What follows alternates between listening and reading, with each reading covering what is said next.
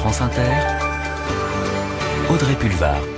Ferhat Mehni est chanteur, militant, homme politique algérien, fondateur du mouvement pour l'autonomie de la Kabylie, président du gouvernement provisoire de la Kabylie. Bonjour, merci d'avoir répondu à notre invitation. Vous avez publié il y a quelques jours La fin des États post-coloniaux, le siècle identitaire, la fin des États post-coloniaux aux éditions Michalon. C'est un réquisitoire contre les gouvernements post-coloniaux, censés représenter des États indépendants, mais qui, selon vous, n'avaient aucune chance de réussir.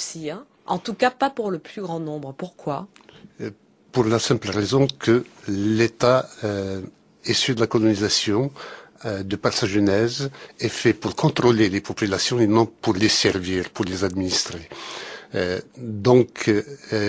le fait que ces États recoupent des territoires dessinés artificiellement sur les cartes d'état-major des métropoles coloniales, a fait que des peuples sont divisés, ils sont regroupés avec d'autres, et dans ces pays-là, la démocratie ne peut pas vivre.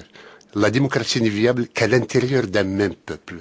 Quand il y a plusieurs peuples, ce ne sont pas des programmes politiques qu'on met en compétition, ce sont des peuples eux-mêmes pour la domination des uns sur les autres. Et c'est pour ça qu'ils sont condamnés naturellement. Vous considérez que les conditions de la décolonisation ne pouvaient pas faire émerger des États réellement indépendants et démocratiques? En aucune façon.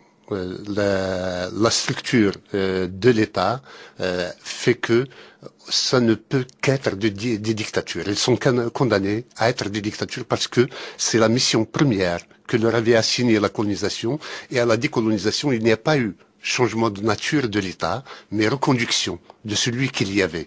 Donc la compétition des dirigeants n'est pas en cause, c'est plutôt la nature de l'État. Tout cela est parti, bien entendu, du fait de la Kabylie, du cas kabyle que je vis personnellement. La Kabylie n'existe même pas administrativement, et pourtant il a 10 millions d'habitants, et pourtant il a plus de 40 000 km², de quoi émarger à l'ONU, et qui n'a pas d'existence légale jusqu'à ce jour. L'ONU qui ne trouve pas grâce à vos yeux. Oui, parce que elle est devenue un syndicat d'États qui maintiennent le ronronnement de l'ONU et qui l'empêche d'évoluer. Mais vous accusez même l'ONU de soutenir ces États dictatoriaux. Oui, bien entendu, puisque à l'intérieur, chaque État a une voix, et donc les grandes puissances qui veulent jouer au rapport de force les courtisent et les couvent du coup. Donc ce sont des États qui servent beaucoup plus de faire valoir que des initiateurs de politique ou d'orientation particulière. Nous avons un cas qui n'est pas loin, même si l'actualité s'est tue depuis une semaine sur la Côte d'Ivoire. La situation n'est pas pour autant réglée. C'est vraiment un cas de leçon de choses. On voit deux présidents élus, et cela ne fait pas de guerre. Heureux ces peuples qui pendant 5 ans se sont fait la guerre entre le Nord et le Sud, et qui aujourd'hui, au lendemain d'élections, qui pourtant ont donné un président élu au moins et un autre qui s'autoproclame élu. Oui. Deux présidents que je considère personnellement comme étant légitimes tous les deux. Chacun est légitime pour son peuple. L'un pour le Nord et l'autre pour le Sud. Et qui ne se font plus la guerre depuis qu'ils sont installés. Autant... Oui, enfin, ils ne se font plus la guerre. On espère qu'ils ne se la feront pas dans les semaines à venir. Nous le souhaitons vivement. Parce que là, cette situation ne pourra pas perdurer. C'est-à-dire que la communauté internationale aurait tort de pousser à la démission de l'un ou de l'autre. C'est plutôt d'entériner une situation de fait pour qu'il y ait une évolution heureuse et sans violence. Donc entériner la partition de la Côte d'Ivoire, selon vous? Je pense qu'on ne peut que la faire dès lors que la solution de fédéralisme, on n'y a pas pensé.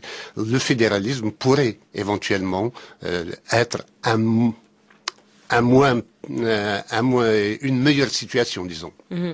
La question des peuples, vous parlez des peuples et des minorités, hein, c'est vraiment la question centrale dans votre livre. Vous dites la décolonisation d'il y a 50 ans était celle des fausses nations, celle des vrais peuples va commencer. Elle frappe à la porte du XXIe siècle. Elle a déjà été réalisée par exemple en Érythrée. Son accélération ne tardera pas à dessiner de nouvelles cartes en Afrique, en Asie. Elle va donner de nouveaux contours au monde en générant une géopolitique presque inédite. Vous voyez émerger de nouveaux États tenus uniquement par des peuples qui aujourd'hui sont minoritaires au sein d'États plus grands. Écoutez, nous avons des États sans nation et ils trônent sur des nations sans État.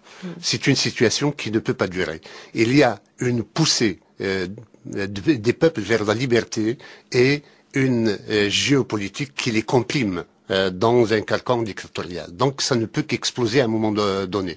Donc ce livre est un plaidoyer pour accompagner ces changements qui vont de toutes les façons survenir pour ne pas les subir et pour qu'ils ne génèrent pas plus de drames qu'on en a eu jusqu'à présent. Une multiplicité des revendications de différents peuples ou minorités à l'intérieur au sein de peuples constitués. Est-ce que ce n'est pas la garantie du chaos, comme ça l'a été en Europe avec ce qu'on a appelé la balkanisation de l'Europe de l'Est et l'Europe centrale? L'Europe n'a jamais empêché la balkanisation. Hein, la situation, c'est qu'on a par peur d'éviter par volonté d'éviter la balkanisation, on a été dans la guerre des années 90. Maintenant, il faut se rappeler plutôt que en 1648, pour mettre fin à la guerre de 30 ans, l'Europe, par les traités de Berlin et de Westphalie, avait instauré pas moins de 350 États en Europe et ça n'a effrayé personne. Je crois que c'est plutôt vers là qu'il faut aller. C'est de consacrer le droit sur la volonté ou des intérêts, disons, la volonté dictatoriale. Ferhat Mehni, le siècle identitaire à la fin des États postcoloniaux, c'est aux éditions Michalon. Merci, monsieur. Je vous remercie.